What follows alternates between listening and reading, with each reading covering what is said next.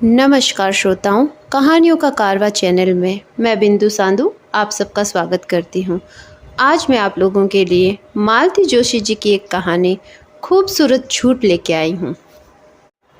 6 बजने वाले थे। श्रीमान जी अलसाए से आराम की कुर्सी पर लेटे हुए थे। आज घूमने नहीं जाना क्या? मैंने पूछा। वे सुस्त आवाज़ में बोले, आज मन नहीं है। क्यों?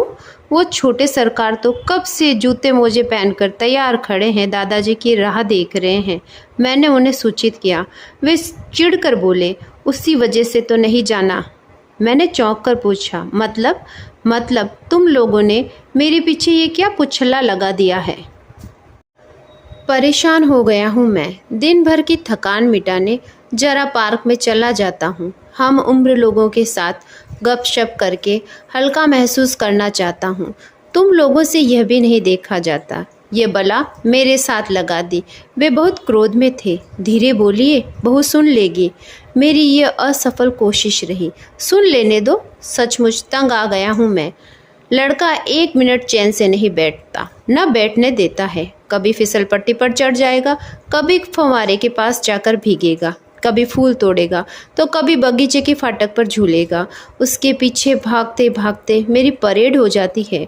कल तो माथुर ने कह भी दिया, भाई साहब ये क्या आयागेरी मोल ले लिया आपने। उनका गुस्सा शांत न होते देखकर मैं कमरे के बाहर आ गई। देखा, ड्राइंग रूम में माँ बेटे दादाजी का इंतज़ार कर रहे हैं। क्षण भर कुछ सोचती रही, फिर पास आकर कहा, अंजू बुरा न मानो तो एक बात कहूँ, तुम रजत को इनके साथ मत भेजा करो।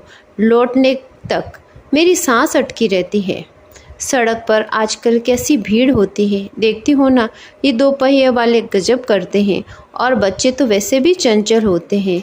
इनसे ये संभलेगा थोड़े ही, पर उनसे मना करूँगी तो वह बुरा मान जाएंगे, इसीलिए तुमसे कह रही हूँ।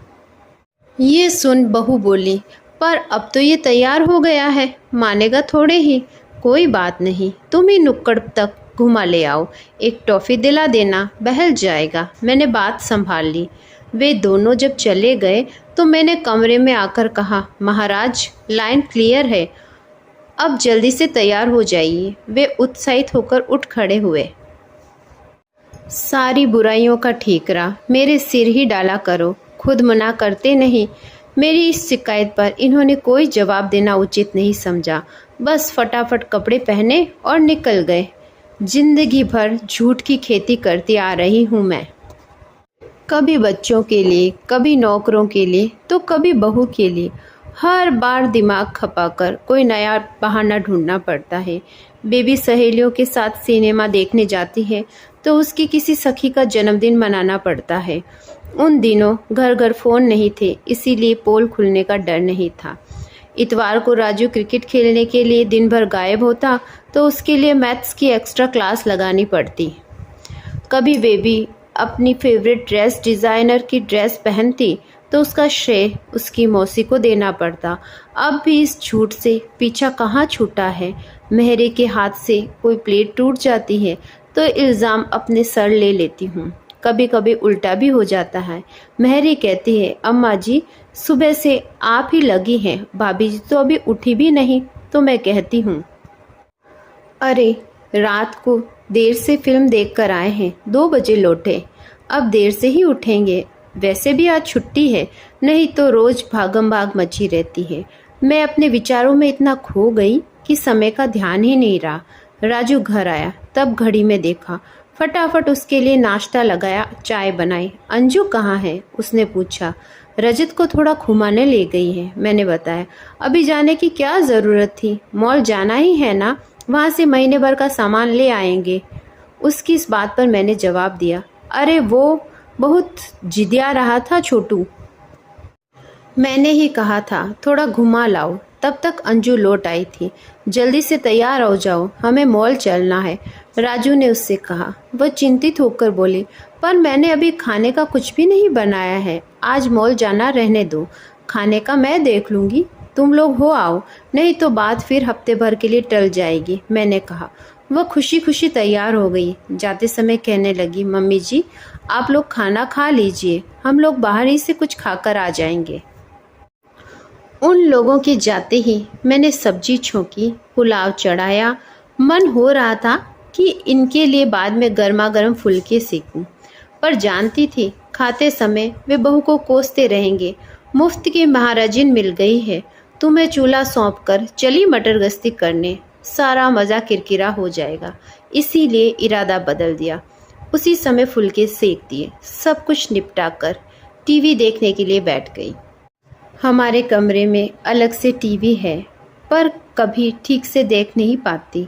हर सीरियल इन्हें बेवकूफ़ी भरा लगता है।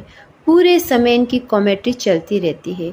समाचार सुनते समय भी नेताओं को गालियां देंगे, मैच देखेंगे तो खिलाड़ियों को कोसेंगे। जिंदगी भर हेडमास्टर रहे वे आते अब भी कायम हैं।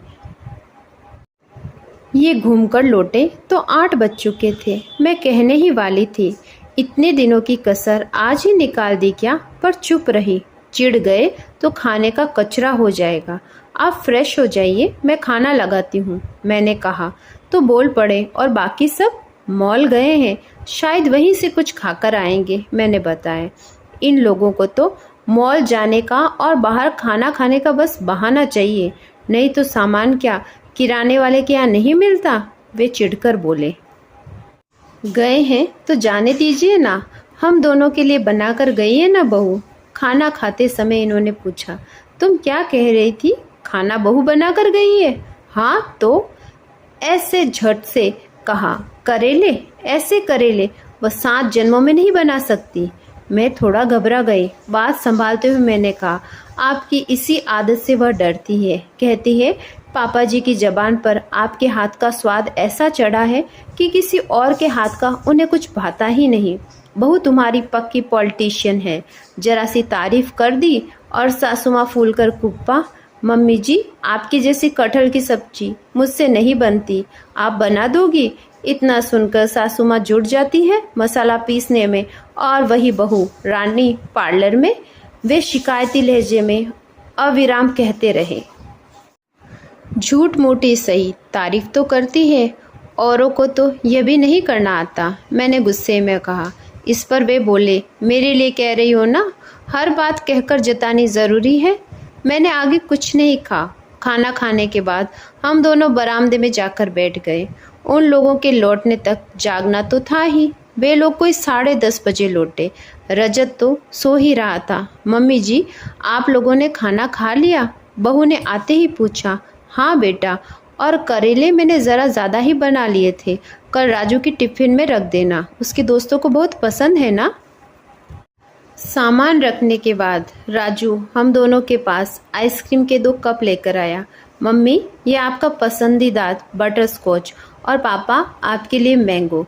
ये बुदबुदाए। मम्मी जी का पसंदीदा फ्लेवर तो पता है, पर पापा जी का पता नहीं है, इसीलिए मन से ले आए। मैंने विषय बदलते हुए कहा, अरे हमारे ज़माने में ये फ्लेवर वगैरह कहाँ होते थे। हम लोग तो घर पर ही मशीन से आइसक्रीम बनाते थे। ढेर सारा दूध औटा कर रख दिया, बर्फ़ और नमक ले आए, बस हो गया काम। फिर मशीन बंद करके घुमाते थे, बड़ा मज़ा आता था। शुरू में हम लोग घुमाने के लिए खूब झगड़ा करते थे, पर जैसे जैसे आइसक्रीम जमने लगती थी, हैंडल भारी हो जाता था, पसीने छूट जाते थे। मैंने उनसे कहा, मशीन कहाँ है अब, बेच दी? बहू ने पूछा। बेटा, वह सबके यहाँ थोड़े ही होती थी, मोहल्ले में किसी एक के यहाँ होती थी, मांगे से घर घर जाती थी, बदले में मशीन के मालिक के यहाँ आइसक्रीम भेज दी जाती थी। बस बच्चों के जन्मदिन पर, परिणाम आने पर या मेहमानों की खातिरदारी में साल में 4-5 बार आइसक्रीम बनती थी, मैंने कहा। बातों बातों में रात हो चली। हम सब अपने अपने कमरे में चले गए। मैं और ये जैसे ही कमरे में पहुँचे, इन्होंने तुरंत कहा, कितनी सफाई से झूठ बोलने लगी हो तुम, साल में कितनी बार आइसक्रीम बना डाली। मैंने खुद को सही ठहराते हुए कहा, तो क्या कहती, ले देकर गर्मियों में 1 बार बनती थी। आपकी, खासकर राजू की इज्जत का कचरा करना है क्या मुझे? और झूठ भी भले कही, वह तो मैं जिंदगी भर बोलती चली आ रही हूँ। मेरे पापों का हिसाब करते करते चित्रगुप्त जी की कॉपी भर गई होगी। पाप कैसा? इन्होंने पूछा। एक झूठ 100 पापों के बराबर होता है, मैंने कहा। इस पर ये कहने लगे, तब तो चित्रगुप्त जी की कॉपी अवश्य भर गई होगी, बल्कि उन्हें सप्लीमेंट्री लेनी पड़ी होगी। आ गए ना अपनी मास्टरी पर, मैंने चिढ़ते हुए कहा। मास्टर हूँ तो क्या, तुम्हारे बेटे को इंजीनियर बना दिया। और चित्रगुप्त जी की चिंता तुम मत करो, उनकी कॉपी भर गई होगी, लेकिन तुम्हारे पापों से नहीं, पुण्यों की गिनती से, क्योंकि तुम्हारा एक झूठ 100 पुण्यों के बराबर होता है। मैं उन्हें अपलक देखती रह गई। आप मेरी तारीफ कर रहे हैं? धन्य भाग। कभी कभी मैं भी झूठ बोल लेता हूँ, इन्होंने कहा और चादर सिर पर ओढ़ ली। भूले भटके बीवी की जरा सी तारीफ कर दी तो इसमें इतना झेपने जैसा क्या है, पर यह तो इनका स्वभाव ही ठहरा। मालती जोशी जी की इस कहानी के अंत में आप सब लोगों से विनम्र आग्रह, कृपया मेरे चैनल को सब्सक्राइब करें, लाइक करें, शेयर करें। धन्यवाद।